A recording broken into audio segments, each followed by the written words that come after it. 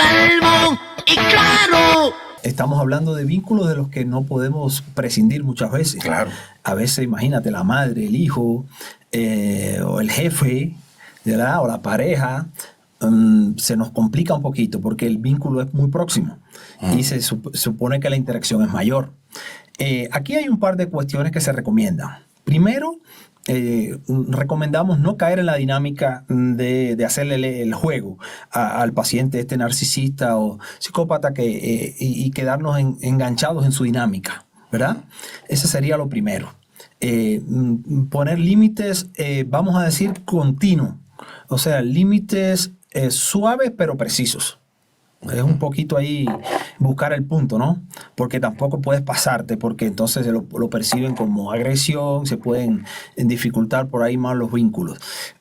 Siempre el hecho de tener en cuenta que hay que cuidar nuestra autoestima. No dejarme, porque acuérdense que estos pacientes van a proyectar en mí sus fallas, sus faltas, para no sentir, vamos a decir, angustia, sobre todo en el caso del narcisista. Yo tengo que ver que no se me lacere mi autoestima, mi autoimagen, mi autoestima, tengo que cuidarla. Incluso a veces es recomendable hacer terapia individual para poder manejar el vínculo.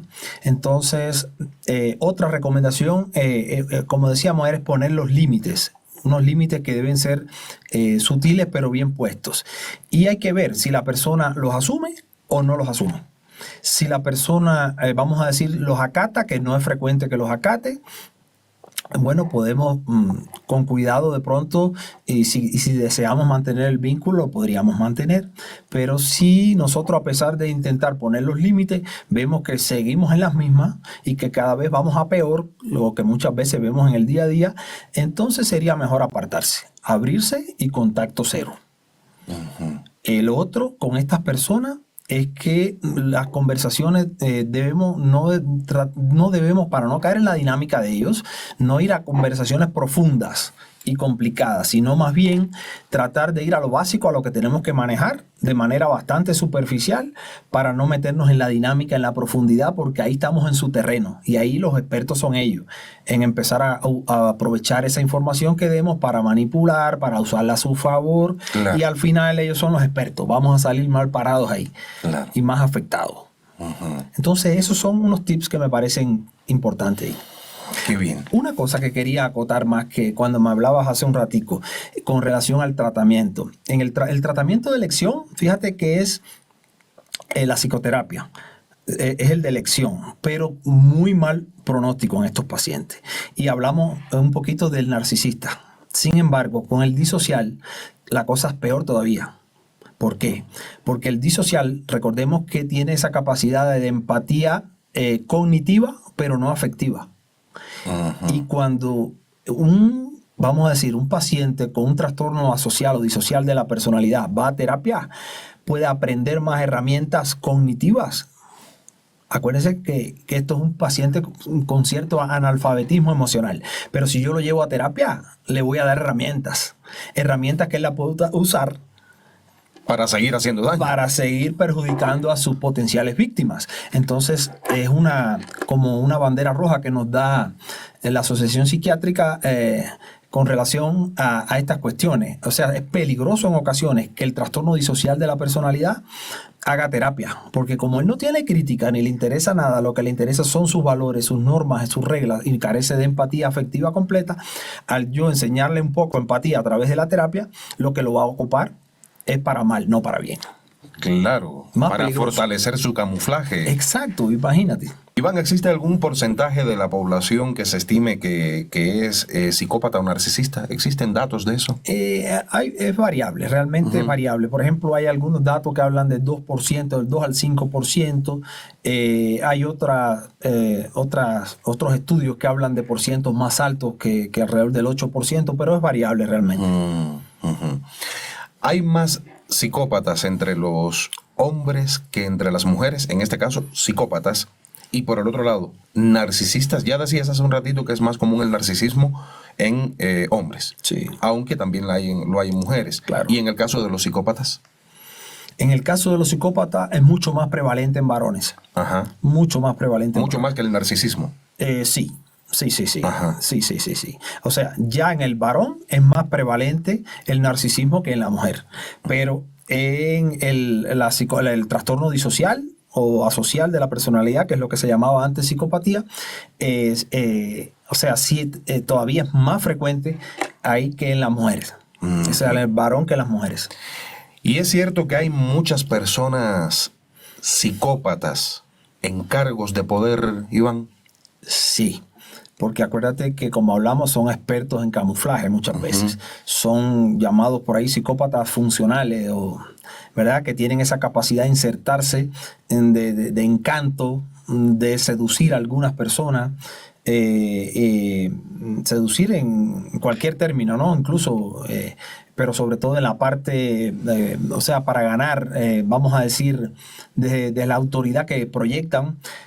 Muchas veces entonces buscan las maneras de ganar adeptos y seguidores y se logran insertar muchas veces en cargos y o sea, con el paso del tiempo es que se van viendo a veces ya las complicaciones, el efecto de haberle dado sin un estudio adecuado de personalidad un cargo a veces significativo a una persona con este tipo de trastorno. Estamos hablando ya de la persona con el trastorno de personalidad que denominamos psicópata y narcisista.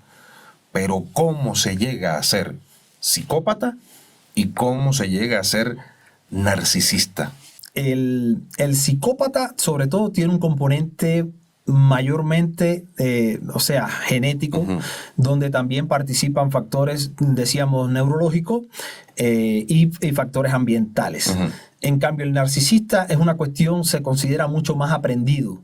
Viene de un contexto donde los padres tienen ese refuerzo ambivalente, que unas veces te premian, otras veces te castigan, pero solapadamente si no tienes logros, no eres valioso.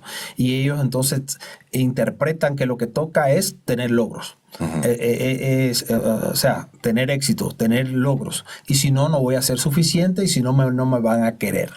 Pero esto es súper importante. Fíjate que en la formación de la personalidad, que es multifactorial, nosotros siempre nos gusta remontarnos un poquito a cómo se dan las cuestiones, las bases de la personalidad.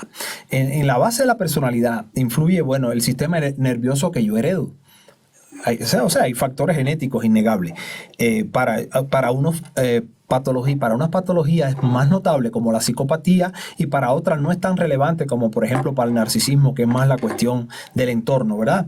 Sin embargo, son importantes. Y nosotros decimos, y cuando una psicóloga, Mary Ainsworth, cuando se acaba la Segunda Guerra Mundial, ella tuvo, o sea, todos los niños que quedaban huérfanos de campos de concentración, los recibía, los recogía en una especie de orfanatos, ¿no? Y ella veía que estos niños, por supuesto, que habían perdido sus padres y los referentes paternos, empezaban a comportarse de manera extraña, ¿verdad?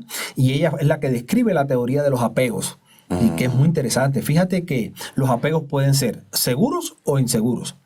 Nosotros sabemos que, se habla de que hay un 50% de las personas que hacemos apegos seguros y casi seguro nos van a conducir a una personalidad adecuada o normal, como hablábamos hace un rato. Y hay un 50%, el restante 50% van a ser un apego inseguro. Y esto va a estar dado por la forma en que nos vinculamos y la forma en que nuestros padres responden a nuestras necesidades en las etapas iniciales de la vida. Fíjate qué interesante. Y eso nos va a marcar después de cómo nosotros nos vinculamos con las demás personas y con el mundo. Imagínate que si tenemos un niño pequeño y el niño tiene frío o tiene hambre y yo satisfago sus necesidades y yo repito esos patrones, el niño va a interpretar que es querido, que es validado, que es valorado, ¿verdad? Y que el mundo es bueno. Y va a generalizar ese mundo cercano a él, que en este caso son sus cuidadores, lo generaliza al resto del mundo. Y que sale al mundo tranquilo, seguro, dice el mundo es bueno, el mundo es tranquilo. Y soy validado y soy querido. En cambio, el otro 50% de los apegos que no son adecuados, que es cuando los padres no han hecho bien la tarea, me voy a encontrar 3 tipos de apegos diferentes, ¿verdad? Que son patológicos. El apego ansioso, ¿verdad? Que, claro, el apego ansioso o inseguro, ¿Qué cosa es el apego ansioso inseguro? El apego ansioso inseguro es cuando yo tengo padres demasiado controladores, demasiado aprensivos, demasiado ansiosos. Por ejemplo, el niño se cae y ellos lloran más que el niño. No le permite que el niño se caiga, que aprenda, que vaya adquiriendo sus habilidades. Son demasiado como controladores. En ese sentido, el niño, entonces, bueno, va a ser muy ansioso, muy angustiado, tiene miedo a abrirse al mundo. Es el niño este que lo llevamos el primer día y se nos agarra de la pierna a la escuela, no se nos quiere soltar, ¿verdad? En cambio, ese sería el primero, que van a dar niños como muy inseguros, es la palabra. Después está el apego evitativo distanciante, que son los padres que son demasiado, vamos a decir, exigentes, estoicos. Aquí no se llora. Si tú no lloras, o sea, si lloras, tú eres un débil. O sea, no hay que andar por ahí lloriqueando ni mostrando emociones, ¿verdad? Y este es el niño que por el contrario, retomando el ejemplo de la escuela, es el niño que entra a la escuela el primer día, aparentemente ni se despide de los padres, tranquilito, caminando rectito, se sienta en una esquina del final del aula y parece que está tranquilo todo. Sin embargo, este es un niño que teme ser rechazado. ¿Por qué? Porque el mensaje que le han transmitido sus padres es que hay que ser duro, que no se puede estar quejando, que hay que estar bien puesto. Entonces él, estoico desde pequeñito, se sienta en su esquinita, tranquilito, no socializa con los demás por miedo a que le haga lo mismo inconscientemente que le vienen haciendo los padres, que es ponerle ahí distancia, ¿verdad? Y reglas.